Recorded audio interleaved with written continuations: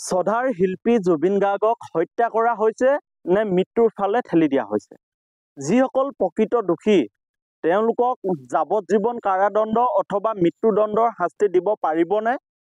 ইয়াক লৈ আজি ৰাইজ দলৰ সভাপতি তথা বিধায়ক অখিল গগৈ ডাঙৰীয়াই এখন সংবাদমেল দিছে আৰু এই সংবাদমেলত অখিল গগৈ ডাঙৰীয়াই জুবিন গাৰ্গৰ ৰহস্যজনক মৃত্যুক লৈ কি কৈছে আমি চাওঁ আহক। প্ৰত্যেকজন অসমীয়া মানুহে যি জুবিন গাৰ্গৰ মৃত্যুৰ ন্যায় বিচাৰিছে, যি হেশটেগ জাষ্টিছ ফৰ জুবিন গাৰ্গ লিখিছে, প্ৰত্যেকজন মানুহৰ এই ন্যায়ৰ অৰ্থটো হ'ল, সংজ্ঞাটো হ'ব লাগে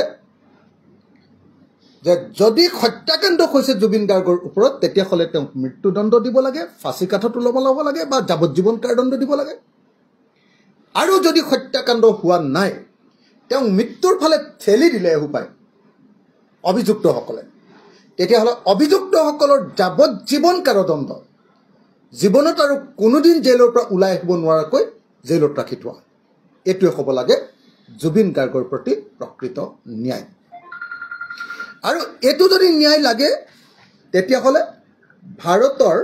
ভাৰতীয় ন্যায় সংহিতা বুলি আমাৰ নতুন যিখন IPC, আগতে আমি IPC বুলি কৈছিলোঁ, নতুন যিখন আইন আহিলে সেই আইনখনৰ ছেকশ্যন 105 লাইফ ইমপ্ৰিজনমেণ্ট অথবা হত্যাকাণ্ড যদি হৈছে ছেকশ্যন 103 ডেথ চেণ্টেন্স বা লাইফ ইমপ্ৰিজনমেণ্ট, এইটোৱে হ'ব লাগে জুবিন গাৰ্গৰ মৃত্যুৰ প্ৰকৃত ন্যায়।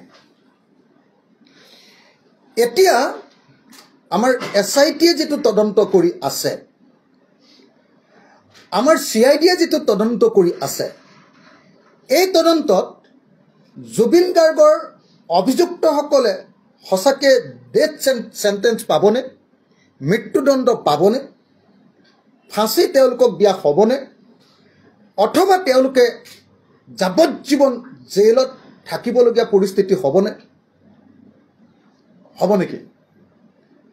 এইটোৱে হ'ল প্ৰকৃত অৰ্থত হিমন্ত বিশ্ব শৰ্মা চৰকাৰে জুবিন গাৰ্গৰ মৃত্যুৰ ন্যায় দিছে নে নাই, এইটোৱে হ'ব মূল কথা।